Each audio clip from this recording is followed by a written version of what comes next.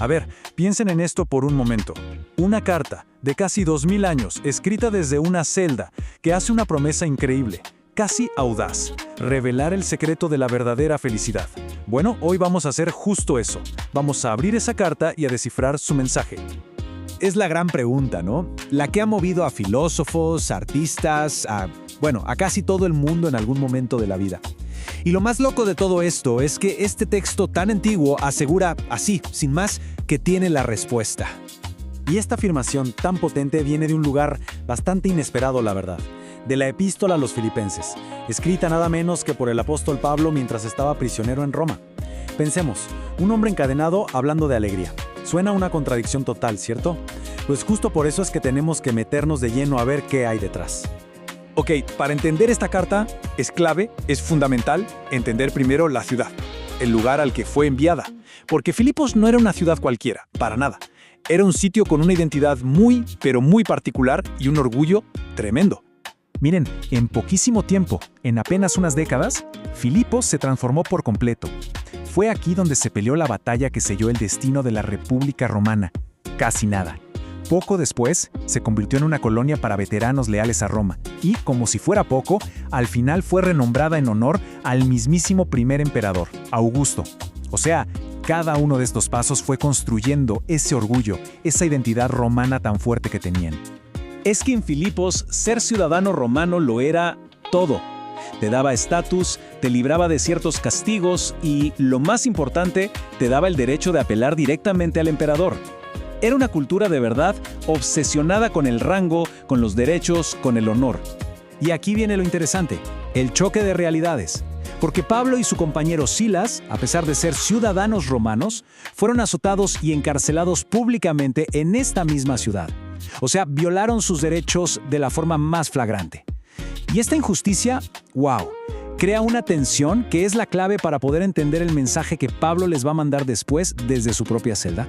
Así que, desde esa posición, como prisionero, es que Pablo le escribe a esta ciudad tan orgullosa. Pero, y aquí está el giro, en lugar de exigir sus derechos, de reclamar justicia, les envía un mensaje que va a poner de cabeza todo su sistema de valores. Y esta imagen lo resume todo a la perfección. Es el argumento central de Pablo, una lógica de imitación básicamente. Lo que hizo Jesús, su ejemplo, no es solo una historia bonita, no, es el manual de instrucciones para la comunidad.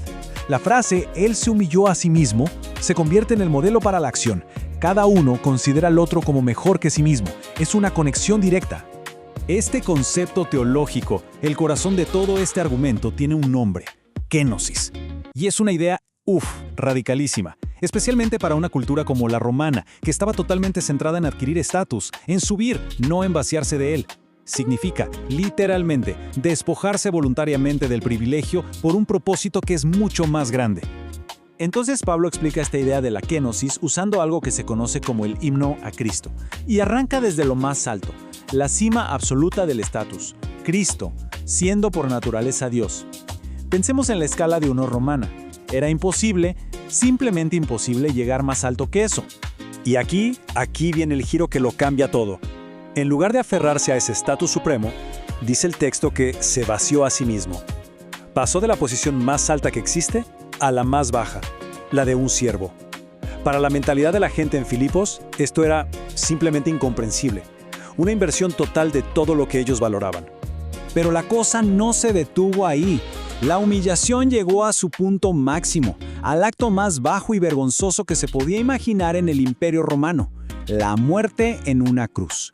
Un final reservado para los peores criminales, para los rebeldes. Era considerado una maldición.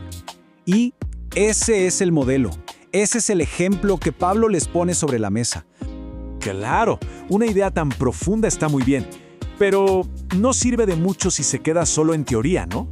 La pregunta del millón es, ¿y esto cómo se vive? ¿Cómo se aplica en el día a día en una ciudad como Filipos? Bueno, veamos cómo Pablo lo lleva a la práctica. Esta idea de la kenosis no era para nada algo abstracto.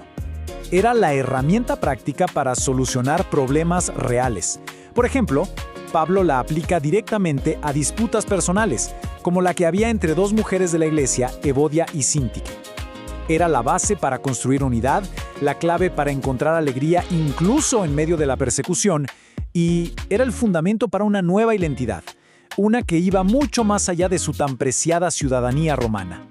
A este nuevo tipo de comunidad, que se basa en la humildad, se la describe con otra palabra griega clave, koinonía. Y ojo, que esto no significa solamente ser amigos o llevarse bien. Significa una asociación activa, una cooperación dinámica con todo, en una misión compartida. Es una unidad que tiene un propósito claro. Y aquí Pablo se pone a sí mismo como el ejemplo número 1. Él tenía un currículum impecable, fariseo, de la tribu de Benjamín, vamos, todo lo que generaba estatus en su mundo. Pero, y esta imagen es potentísima, compara todos esos logros con la carga que un marinero tira por la borda en medio de una tormenta para salvar el barco. Todo eso que antes era su orgullo, ahora lo considera basura, pérdida, frente a su nuevo propósito. Y la carta no se queda en lo teórico, también da pasos súper prácticos para alcanzar esa paz mental que viene de esta nueva forma de ver las cosas. Pero no es una paz pasiva, de no hacer nada, no. Es una paz que se cultiva activamente. ¿Cómo? A través de la alegría deliberada, de la gentileza, de la confianza en vez de la ansiedad y de la oración con agradecimiento. Bueno, ya estamos llegando al final de este recorrido. Y volvemos a la pregunta inicial. ¿Cuál es entonces la respuesta? ¿Dónde está el secreto de la felicidad según esta carta tan particular? 16. Quédense con ese número. 16 veces. Esa es la cantidad de veces que aparecen las palabras gozo o regocijarse en esta carta tan corta. Y recordemos el contexto. Está escrita desde la cárcel con la posibilidad de una sentencia de muerte.